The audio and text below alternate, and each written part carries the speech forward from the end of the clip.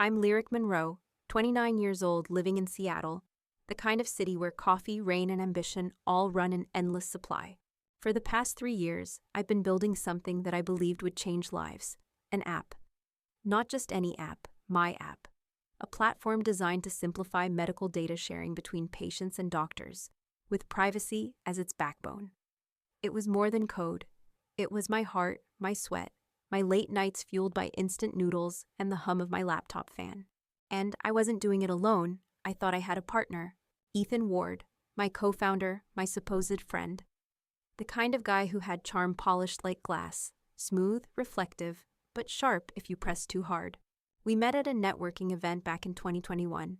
He pitched himself as the business guy who could complement my technical skills. He knew how to schmooze, how to talk to investors, how to make people believe in something before it even existed. I thought it was the perfect match. I was wrong. The day it all shattered was a Tuesday. I walked into the investor pitch session at a co-working hub in downtown Seattle, ready to show off our progress together. I had my laptop tucked under my arm, the latest prototype installed. Butterflies in my stomach, but fire in my eyes. Then I froze. On the giant presentation screen at the front of the room was my app, my interface, my code, my design. And Ethan, standing there in his blazer, smiling like he owned the world, was presenting it as if it had all come from him. I sat there, invisible, as he spun my dream into his product. He told them about the breakthroughs he had made, about the team he had assembled, about how he had envisioned the system from scratch. He even used my exact phrasing from our late-night brainstorming notes. Every clap from the investors felt like a slap in my face. My hands trembled. My throat burned. I wanted to storm the stage, to scream, "That's mine!" But all I could do was sit there, paralyzed, feeling every ounce of trust drain from my body like blood from an open wound. Afterward, he caught my eye. Just for a second. That smirk. Half victory, half warning. As if daring me to speak up, daring me to fight him. And for the first time in years, I doubted myself. Maybe he was right. Maybe the investors only cared because he was the one talking. Maybe my brilliance only shone when filtered through someone else's voice. That night, I went home to my tiny apartment, sat at my desk surrounded by sticky notes, sketches, and empty coffee mugs, and just stared at the screen. The app's code blinked back at me like a living creature I'd birthed, but had just seen stolen in front of my eyes.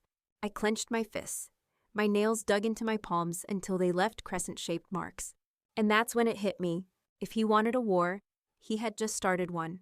The morning after Ethan's betrayal, I woke up with the taste of rust in my mouth. Sleep had been shallow, broken. I had replayed the pitch in my head 1,000 times. The smirk on his face, the applause, my silence. But silence wouldn't save me now. I opened my laptop. The code editor lit up, thousands of lines of my work stacked like bricks in a fortress. My fortress. He thought he could steal it brick by brick and rebuild it under his own name. He thought wrong. At first, my fingers hovered uselessly over the keys. What was I supposed to do? Sue him? Drag him to court? I didn't have the money for lawyers, and besides, Ethan was clever. Everything was under his name. Our company registration, the presentation decks, even the contracts with the investors. He had been planning this long before I noticed. The thought made bile rise in my throat, but then a different fire sparked inside me. I didn't need to fight him on his battlefield. I would make my own. I grabbed my notebook and began scribbling. Step 1, secure my code. Step 2, build a better version. Step 3, show the world who the real creator is. I paused, staring at the words. They looked almost childish, like a list scrawled by someone clinging to hope. But it was something, and something was better than drowning in nothing. That's when my phone buzzed. A text message from Ethan. Great turnout yesterday. Investors are hooked. Let's meet later to discuss next steps. Next steps. My jaw tightened. I typed back. Sure, let me know when. My thumb hovered over the send button. I almost deleted it. But then I pressed send anyway. If he thought I was still playing the role of the obedient partner, good. Let him underestimate me. Later that afternoon, we met at a coffee shop in Capitol Hill. Ethan strolled in like a king surveying his kingdom, designer watch glinting under the dim light. Lyric, he said smoothly, sliding into the seat across from me. We killed it yesterday. You should have seen their faces. We're on the verge of something huge. The word burned. I forced a smile. Yeah, huge. He leaned closer. Listen, I'll need you to keep polishing the back-end code. The investors are expecting a working demo in 2 weeks. Don't worry about the presentations. I'll handle all that. I stared at him, every word digging deeper into my chest. He didn't even bother hiding it anymore. I was the workhorse. He was the showman. My voice came out soft, almost too calm. And my name? He blinked. What? My name on the project. For a second, I saw something flash in his eyes. Annoyance. Fear. Then it vanished behind that salesman grin. Of course, he said smoothly. You'll get credit, eventually. But you know how it is. The investors need one face. Too many cooks spoil the broth. I clenched my fists under the table, nails biting into my palms. Inside, my thoughts screamed, "You liar, you thief, you parasite." But outwardly, I just nodded. Right, got it. We shook hands, and for a moment, his fingers tightened around mine like steel. A warning. As I left the cafe, rain misted against my skin. I pulled my hood up and walked faster, adrenaline buzzing through my veins. He thought I was trapped. He thought I'd keep coding while he built his empire on my back. But Ethan Ward had just made the biggest mistake of his life. That night, I sat in the glow of my laptop, the rain outside tapping against the window like a metronome. My apartment was quiet, too quiet. It felt like the city itself was holding its breath with me. Line by line, I encrypted my files. Every function, every algorithm I had written now lived behind digital walls only I could unlock. I wasn't just protecting my work. I was laying traps. Invisible snares in the code, so if Ethan or anyone else tried to tamper with it, they'd trigger alarms I'd built into the system. It was like hiding razor blades in candy wrappers. But defense wasn't enough. I needed offense. So I began building something new. A parallel version of the app, sleeker, smarter, sharper. I called it Aegis, a shield forged in secrecy. My version would make Ethan's stolen demo look like a toy. The hours bled together. Midnight, 1, 2. The screen burned my eyes, but my determination burned hotter. Around 3 a.m., my phone buzzed. A notification, GitHub activity detected. My stomach dropped. Ethan was in the repo. He was pulling my code, line by line. For a moment, panic clawed at me. What if he noticed the encryption? What if he realized I was building something in the shadows? I forced myself to breathe. No, he wouldn't see it. Not yet. I had disguised my changes as routine bug fixes. Small commits, the kind nobody notices in the haze of late-night coding. Still, I watched the log updates in real time, heart hammering. Ethan's username scrolled across the screen, downloading, testing, tweaking. My finger hovered over the trackpad like I could stop him through sheer will. And then, his cursor paused. He typed a comment in the shared project chat. Hey, saw some new files. What's Aegis? Testing branch? My chest tightened. He saw it. He saw it. I stared at the blinking cursor, frozen. Should I lie? Should I delete it? Should I come clean and pretend it was a mistake? My fingers flew before my brain caught up. Yeah, just experimenting. Nothing solid yet. Ignore it for now. Seconds ticked by. My pulse was thunder in my ears. Finally, his reply popped up. Cool. Just keep focus on the demo build. Don't get distracted. Relief washed over me so hard I almost laughed. He bought it. But underneath that relief was rage, the arrogance, the audacity. Don't get distracted. As if I was some intern working for him. I shut the laptop and pressed my forehead against the cool surface of the desk. One slip, one mistake, and everything would come crashing down. But I wasn't going to slip. Not again. The email sat in my inbox like a ticking bomb. Subject line, I know what he did to you. For a long moment, I just stared at it. My mind raced with possibilities. Was this Ethan messing with me? A scammer fishing for money? Or someone who had actually seen what happened? My cursor hovered over the trackpad. Finally, I clicked. The message was short. I was at the pitch. I know Ethan stole from you. You're not the first. Meet me tomorrow, 10 a.m., Gasworks Park. Come alone. No signature, no name, nothing but a meeting place. My first instinct screamed trap. For all I knew, Ethan had set this up to test me, to see if I was plotting behind his back. But another voice inside whispered something different. If this person had seen Ethan's betrayal, and if they knew he had done this before, then maybe, just maybe, I wasn't as alone as I thought. I barely slept that night. The next morning, the Seattle sky was gray, heavy with clouds that looked ready to burst. I made my way to Gas Works Park, the old industrial ruins looming against Lake Union, like skeletons of a forgotten era. The air smelled of damp grass and rust. I scanned the park, families with kids, joggers, a couple taking selfies, and then her, a woman in her late 30s, leather jacket, dark hair pulled into a low bun. She leaned against one of the giant rusted structures, arms crossed. Her eyes flicked to me with recognition. "You came," she said. I kept my distance. "Who are you?" "Call me Rowan," she said. Her voice was calm but carried weight, like someone used to fighting battles in shadows. "And why should I trust you?" I asked. Rowan pulled a tablet from her bag, tapped the screen, and turned it toward me. There it was, a video recording of Ethan, a few years younger, in another city, another pitch, another app, and another partner sitting silently in the audience as Ethan took full credit. My stomach churned. It wasn't just me. He had a pattern. Rowan's eyes narrowed. "You're not his first victim, but you can be his last." I crossed my arms, hiding the tremor in my hands. "Why are you helping me?" "Because I lost everything," she said simply. "He ruined me, but with you, there's a chance to end him." Her words were heavy, dangerous, but intoxicating. I swallowed hard. A plan was already forming in my mind, sharper and bolder than before. Maybe with Rowan, I had the missing piece. Rowan's words hung in the air like smoke. "You'll have to be willing to burn it all down." I swallowed hard, my chest tightening. Burn what down? The app? My career? Her gaze didn't waver. "Everything Ethan has built, everything he stole. If you cling too tightly to the scraps he left you, you'll lose. You want justice or survival?" I hated the way her question twisted inside me, because deep down I knew she was right. Ethan wasn't just going to hand me back my credit. He was going to bury me unless I fought harder. Still, a voice in the back of my mind whispered, "And what if Rowan buries you too?" We sat at a rusted picnic table, the park around us muffled by drizzle.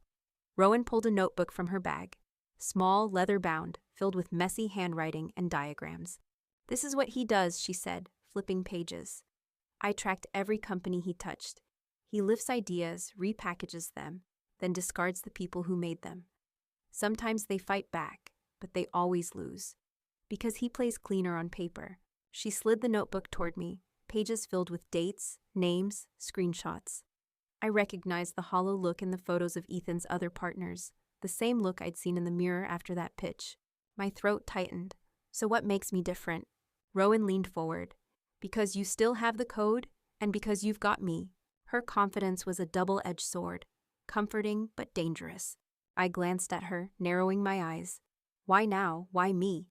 You could have gone after him years ago." For the first time, Rowan looked away. "Because I wasn't ready, but you're the crack in his armor." Silence stretched between us. Rain pattered against metal. Finally, I exhaled. "Fine, we do this together, but on my terms."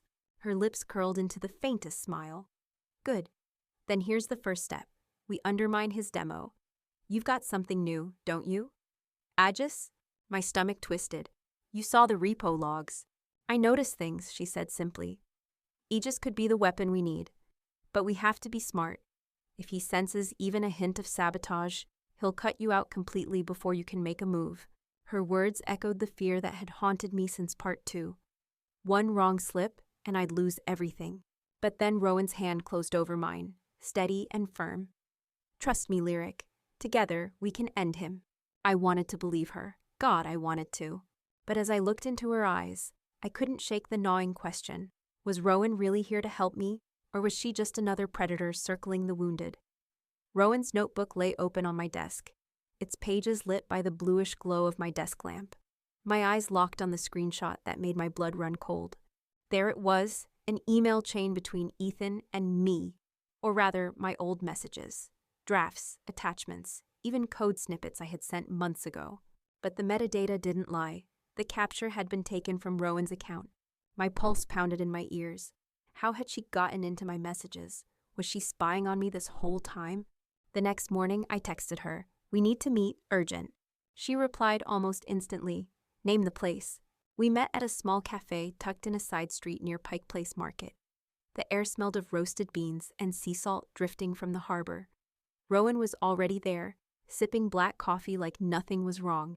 I slid into the chair across from her and set the notebook down between us. My voice was steady, but my hands trembled under the table. "Why is my name in here?" I asked. Rowan didn't flinch. "Because I keep records." "Of me?" My voice cracked sharper than I intended. Heads turned from nearby tables, but I didn't care. "Were you spying on me before you even reached out?" She leaned back, unbothered. "Not spying, watching. There's a difference. I had to know if you were worth the risk." Her calmness made me want to scream. "You could have just asked," I snapped. Rowan's eyes darkened. "Would you have trusted me if I showed up without proof? If I hadn't known your story already?" Her words cut, because a part of me knew she was right. But it didn't erase the fact that she had broken into my life before I even met her. I clenched my jaw. "So what's the plan then, Rowan? Keep tabs on me until you get what you want." Her expression softened just slightly. "Lyric, I don't want to use you. I want to arm you. But if you don't trust me, this alliance won't survive." Silence stretched between us, heavy as stone. Finally, I whispered, "I'll work with you, but if I catch you crossing me again, I'll burn you before I burn him." For the first time, Rowan smiled, not smug, not mocking, but almost approving. "Good, you'll need that fire." I stood to leave, but before I could, my phone buzzed. A notification. An email. From Ethan. "Lyric, just a heads up. The investors want a live progress demo next week. You'll be coding all weekend. Don't let me down." 1 week. That was all the time I had. Ethan thought he was pushing me to the edge of exhaustion. He didn't know he was giving me the perfect stage. I met Rowan at her apartment the next evening. It was nothing like mine. Spartan, almost military. No decorations, no warmth. Just a desk, shelves stacked with hard drives, and a corkboard littered with clippings and photos. Ethan's face appeared again and again, circled in red like a target. Rowan pointed at the board. "The demo is our shot. We don't just expose him, we humiliate him in front of the people who feed him." Her intensity was terrifying and intoxicating. I opened my laptop and showed her what I'd been working on. Aegis isn't just an upgrade. I built a backdoor. When Ethan runs the demo, I can flip it. The app will crash, unless I trigger the real build. Rowan's eyes gleamed. "Beautiful. We'll let him choke on his lies. Then you walk in with Aegis, and they'll see who the true creator is." For a moment, hope sparked inside me. The vision of Ethan stumbling in front of the investors, his polished mask cracking, was delicious. But the fire dimmed as another thought crept in. If the app crashes too hard, won't that burn me too? My name's still tied to it. Rowan shrugged. "Collateral damage. Sometimes you have to bleed to win." Her words rattled me. Was this about justice or vengeance at any cost? That night, back in my apartment, I stared at the glowing screen. I coded for hours, threading the sabotage into the demo build.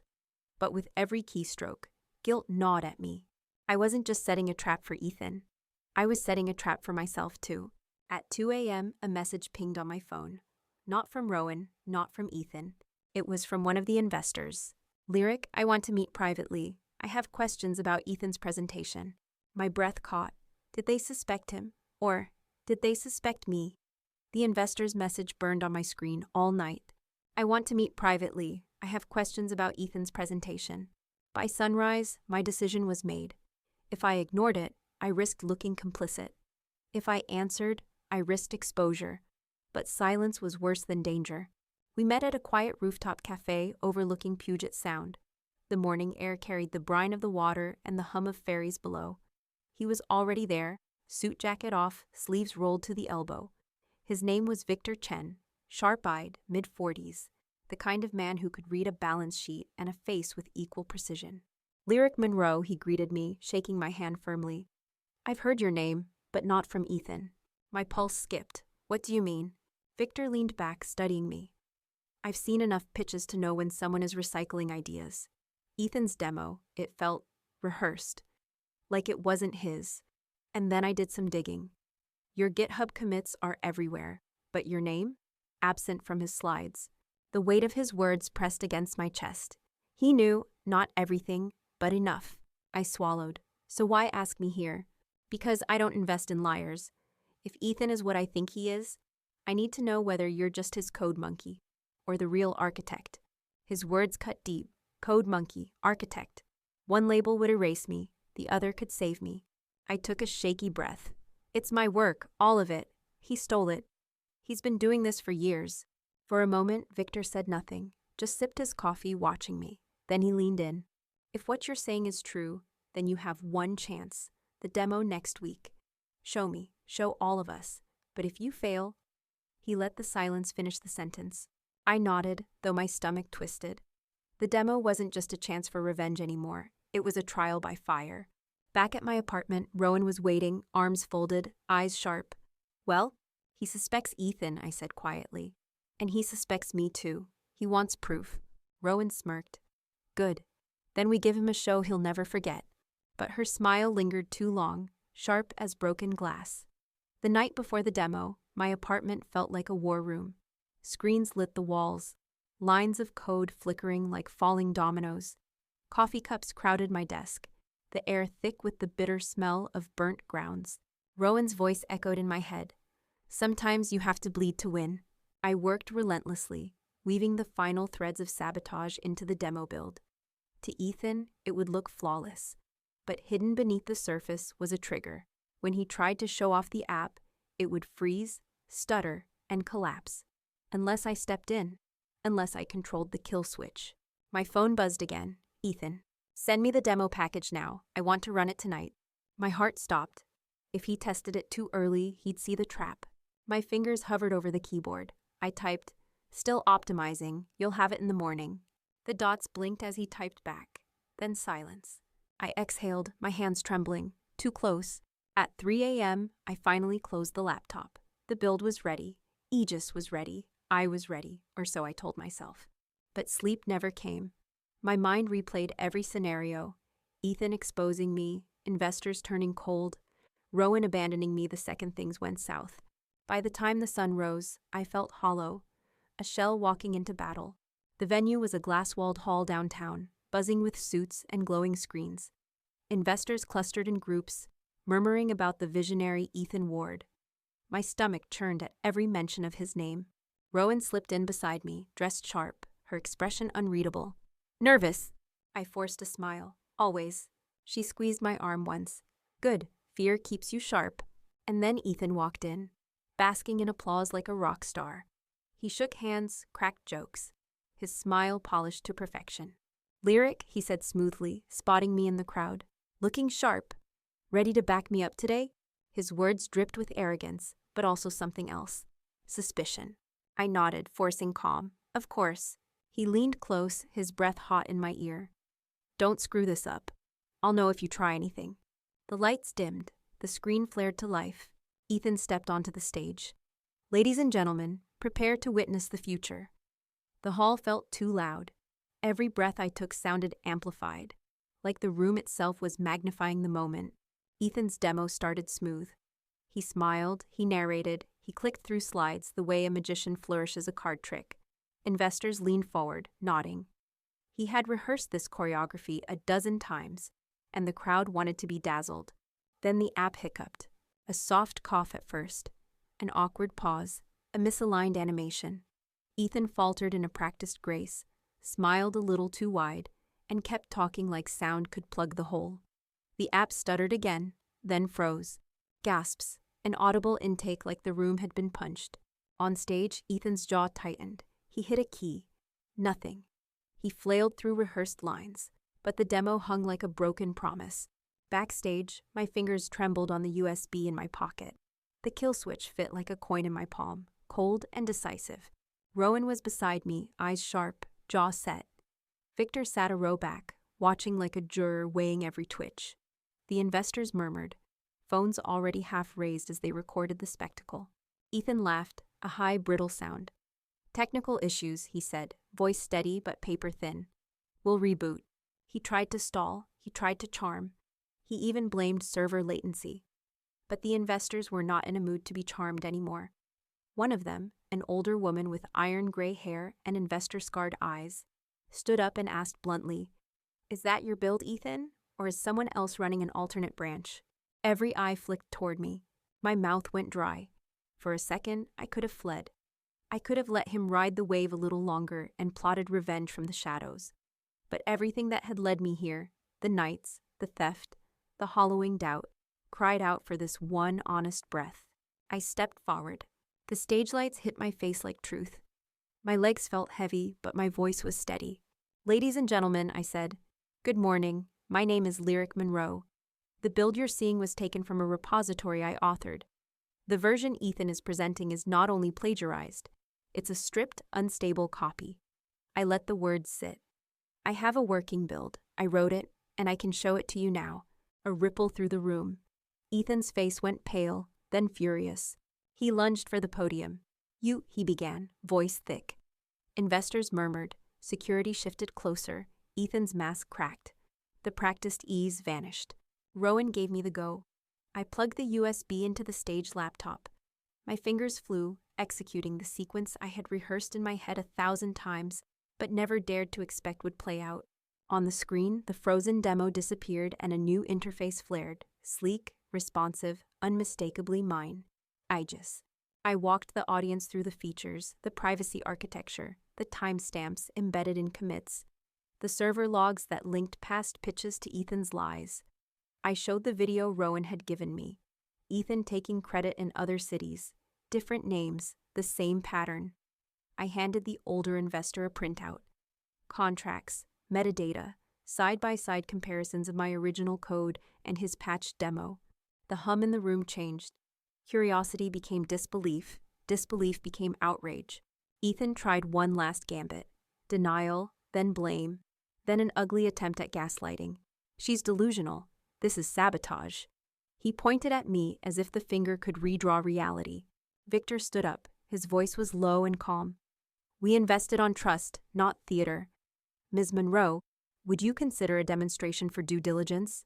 A private session with the board?" It felt surreal, as if the room had been rearranged by some unseen hand. The older investor nodded. Others whispered.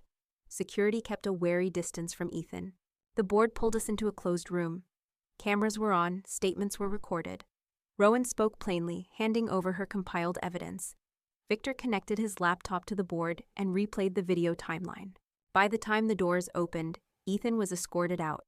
Not in cuffs, but humiliated and stripped of the illusion. His investors wanted answers. So did legal counsel. Weeks followed. The story rippled outward. Industry blogs, tech circles, social feeds. Ethan attempted damage control, but the metadata and the live logs were incontrovertible. The company suspended him pending an internal audit. Some investors pulled their support. Others redirected it to a trust fund created to assess Lyric's build objectively. I could have gorged on the thrill of payback. See him burn to ashes. But the rage that had fueled me began to cool into something else. A quiet, luminous clarity. Rowan and I met after the storm, by the water where the city's reflection shivered in the wind. We didn't speak of betrayal or conquest. We spoke of what came next. "You could take everything," Rowan said once, voice softer. "Money, patents, headlines. Walk away and never look back." I looked out over the water and felt something rise in my chest that wasn't triumph, but responsibility. "I want the work to live," I said. "I want the people it helps to have it. I don't want to build a tower on his ashes. I want to build something that lasts." We set up legal channels to protect Aegis, to ensure it would serve users and not just investors. Victor agreed to fund a proper audit and a pilot with 2 hospitals, transparent, documented, independent. Rowan stayed on as a fierce advisor, her methods controversial, but her instincts sharp. We built a small, scrappy team that believed in the mission. The fallout changed me. The doubt that had once hollowed me out was replaced by a steadier voice. "You made this. You belong here." It took a long time to stop shrinking when someone praised my work, to keep my chest from tightening whenever an investor asked for my story. But the more I built, the easier it became. Ethan's fate? He faced internal discipline, loss of reputation, and the ugly cascade of legal scrutiny that follows theft. He moved to a smaller city and started over. I don't know if he learned humility or simply moved the problem. That's not my job anymore. The real lesson was quieter and harder. Reclaiming your life doesn't mean being consumed by vengeance. It means turning your energy back to creation, to accountability, and to people who needed this tech more than our egos needed vindication. Standing on a small stage months later, introducing Aegis at a pilot review, I felt my pulse steady in a new way. I had done the hard thing, not only to expose a thief, but to translate that exposure into something useful. The applause that day tasted different. It wasn't the sweet jag of revenge. It was the warm, steady reward of work that mattered. I had wanted to be seen. I had gotten more than sight. I'd been given the chance to be trusted. That felt like a kind of rebirth. The demo had ended days ago, but the echoes still clung to me like static.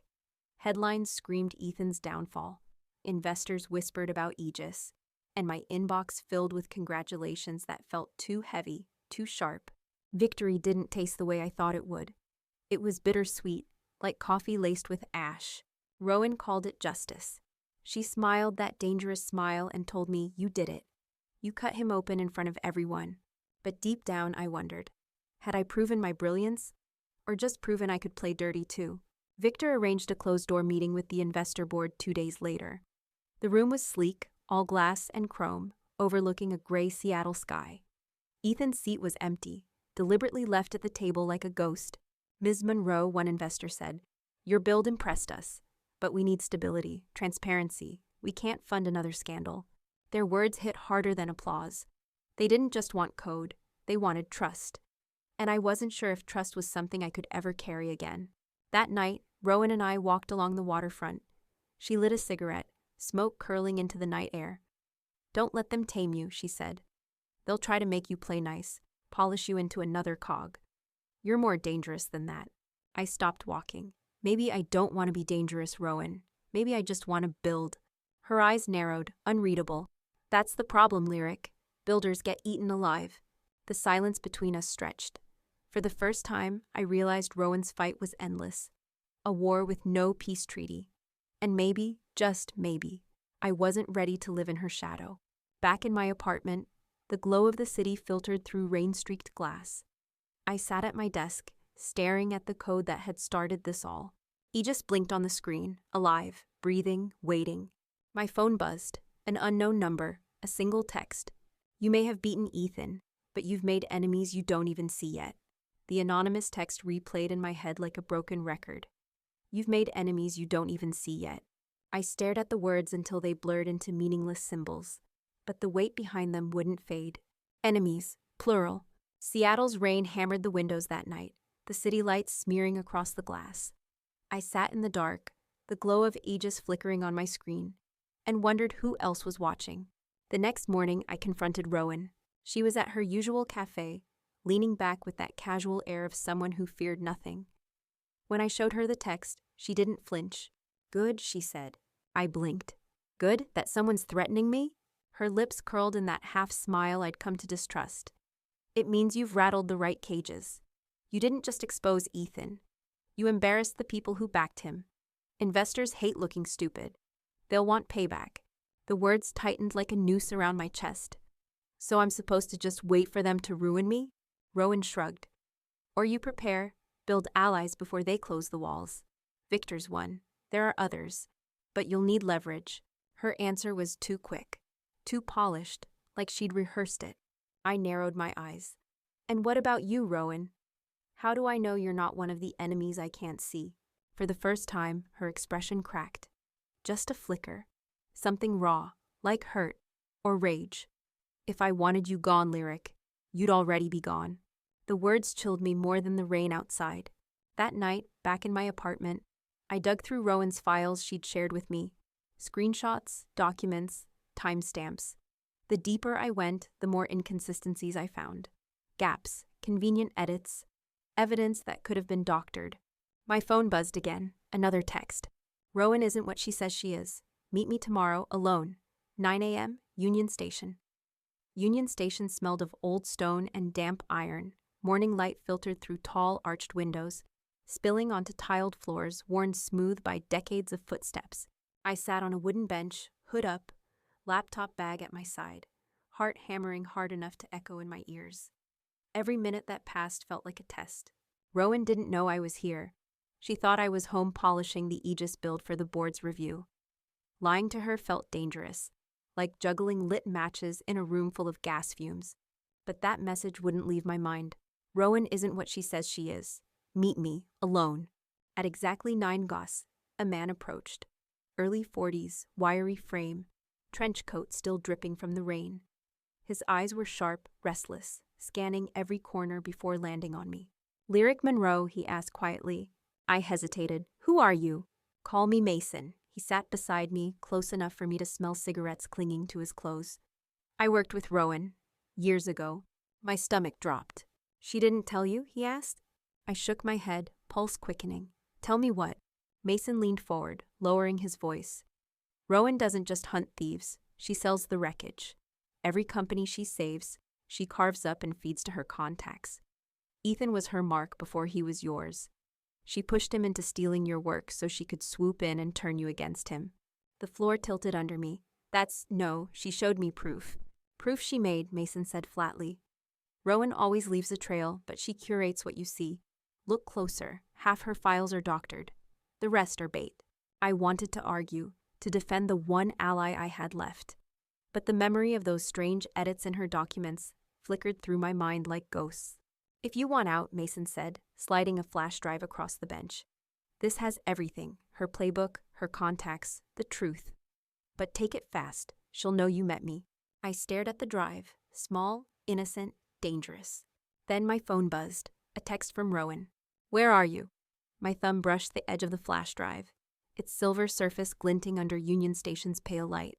Rowan's text still burned on my phone. Where are you? Mason leaned closer. Decide quickly. She'll know something's off if you stall. I could hear the clock ticking overhead. Every second a hammer blow in my skull. If I picked it up, I might be buying the truth. Or poison. If I left it, I'd be clinging to an ally I wasn't sure I could trust. My hand closed around the drive. Mason's eyes flicked with relief, or maybe calculation. Good. Plug it in when you're safe. Don't trust her files, don't trust her face. Once you see it, you'll understand. I shoved the drive into my bag and stood up fast, pulse racing. If this is a trick, he cut me off. Then you'll know soon enough. I walked out into the rain, every step heavier than the last. Back in my apartment, I locked the door, drew the curtains, and slid the flash drive into my laptop. The screen blinked, folders spilling open one by one. Emails, contracts, screenshots, photographs. Rowan's name was everywhere. Meetings with investors, coded transactions, notes that mapped perfectly onto Ethan's downfall, years before I ever entered the picture. And worse, my name was there too. Dates aligning with moments I thought were private. Messages I thought no one else had seen. She hadn't just appeared to help me. She'd been tracking me for months. My chest hollowed out. The screen glowed with one last file. Project Aegis Contingency Plan. My hand shook as I clicked. Inside was code, my code, but altered. Wrapped in functions I hadn't written. Backdoors, control nodes. If this version went live, Rowan could own Aegis completely. My phone buzzed again. Another message from her. Dinner tonight? We need to talk strategy. The restaurant Rowan chose was dimly lit. The kind of place where secrets sat heavy in the air. Candles flickered against brick walls. Jazz hummed from hidden speakers. And rain streaked the windows in silver ribbons. She arrived late, as always. Black coat, sharp smile, eyes that could slice through steel. Lyric, she greeted, sliding into the booth across from me. You look like you haven't slept. I forced a smile. Busy week. She ordered wine, I ordered water. My laptop bag sat heavy against my leg, the flash drive inside like a ticking bomb. Rowan leaned forward. The board wants answers. You'll give them brilliance. I'll handle the politics. Together, we can control the narrative. Her words were smooth, almost hypnotic. But all I could see was the file on my screen. Project Aegis, Contingency Plan. The backdoors, the betrayals. My name tracked like a mark on her hunting map. Rowan, I said, my voice low. How long have you been tracking me? Her smile faltered, just slightly. What are you talking about? I pulled the flash drive from my bag and set it on the table between us. The candlelight glinted off its metal surface. Her eyes narrowed. Where did you get that? Mason, I whispered. He told me everything. For the first time since I'd met her, Rowan looked rattled. Not broken, but rattled. She sat back, exhaled smoke from an unlit cigarette she toyed with. Mason, she said flatly. Of course. Is it true? My voice trembled despite my grip on the table. You pushed Ethan. You doctored files. You planned to take Aegis for yourself. Rowan's eyes locked on mine. And what if I did, she said softly. Would you rather Ethan had kept it? Would you rather the world never knew your name? Her words cut sharp as glass. You're brilliant, Lyric. But brilliance is fragile. People like Ethan, like the investors, they eat people like you alive. I don't destroy builders. I weaponize them. I weaponized you. The truth of it burned. My rage boiled against my ribs. You used me, I hissed. I saved you, she snapped back, her mask cracking. Without me, you'd still be crying over stolen code in a dingy apartment. Now you're on the map. Silence roared between us. The clink of glasses, the hum of jazz, the hiss of rain, all of it drowned under the weight of her words. I slid the drive back into my bag. My decision crystallized like ice in my chest. I don't need you anymore, Rowan, I said, and I won't let you take Aegis. Her face hardened, cold, beautiful, terrifying. You think you can cut me out? She whispered. Lyric, you don't even know how deep this game goes. I walked out of the restaurant with rain dripping off my coat and Rowan's last words burning in my ears. If you move against me, you'll wish Ethan was the only enemy you had. Seattle's streets shimmered in neon and stormwater. My reflection in the puddles looked like a stranger, hollow-eyed, trembling, cornered. By the time I reached my apartment, my decision was already forming like a knife in my chest. If Rowan was going to make her move, I had to strike first. I spent the night combing Mason's files. Each folder peeled back another layer of Rowan's empire. Shell companies, secret contacts, contracts written in languages I didn't even recognize. She wasn't just manipulating Ethan. She had an entire network. But Mason was right, her playbook had gaps, and in those gaps, I found leverage. Emails where she overpromised to investors. Code where she slipped her own backdoors. Bank transfers that pointed to offshore accounts.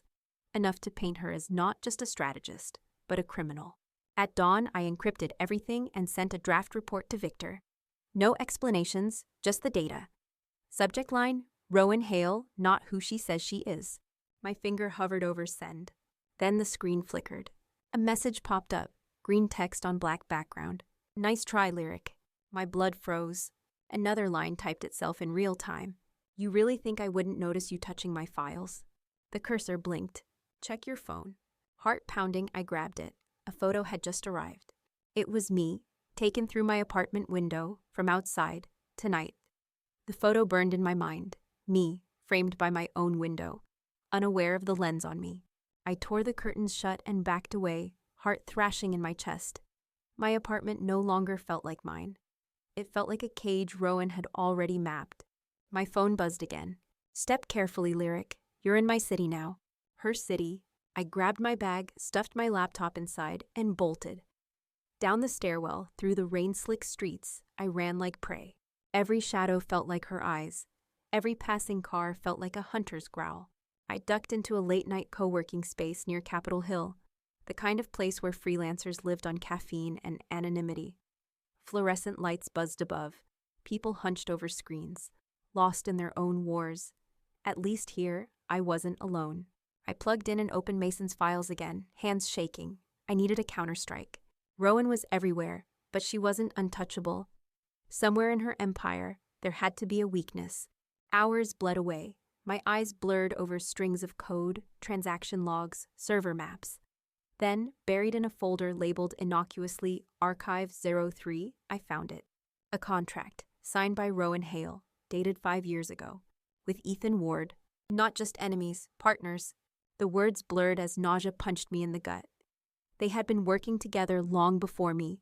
My revenge, my fury, my fight. It had been engineered. A message popped up on my screen before I could even breathe. Find what you were looking for. I slammed the laptop shut, panic flooding me. Then a voice behind me, low and calm. Going somewhere, Lyric? I turned. Rowan stood in the doorway, rain dripping from her coat, her smile sharper than ever. Rowan's presence filled the co-working space, like smoke. Conversations hushed, eyes flicked toward us, then quickly away. Even strangers knew danger when they felt it. She stepped closer, her boots clicking against the floor. You weren't supposed to see that contract, she said, voice smooth, unhurried. I forced my voice steady. 5 years ago, you and Ethan, partners. Her smile tilted. Not partners, pawns. I made him the same way I made you. The difference is, you turned out sharper. Her words slithered under my skin, part compliment, part curse. I stood, my laptop bag weighed heavy on my shoulder, Mason's files inside. I'm done being someone's weapon. Rowan tilted her head, eyes narrowing. Then you'd better be ready to be someone's target. We circled each other like predators in plain sight. The hum of computers, the tap of keyboards, the rain outside, it all faded to silence. You planned to take Aegis, I said, to use me until you didn't need me anymore. Rowan didn't deny it. She just smiled. And you planned to expose me, so here we are. Her hand slipped into her coat pocket.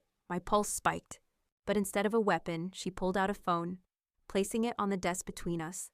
A live feed glowed on the screen. Security camera footage of me, here, now.